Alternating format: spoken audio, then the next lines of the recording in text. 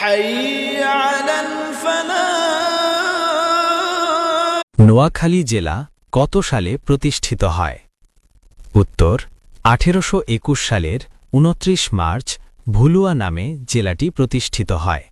পরবর্তীকালে 1868 সালে এর নাম পরিবর্তন করে নোয়াখালী রাখা হয়। তো সরিয়ে দেখা যায় না কি দিবে ওই যে আস্তে আস্তে আস্তে আস্তে যাইতাছে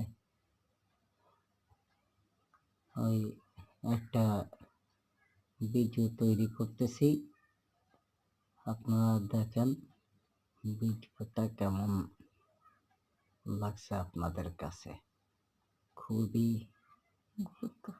গুরুত্বপূর্ণ আজান এর ভিডিও একটু খেয়াল করে দেখেন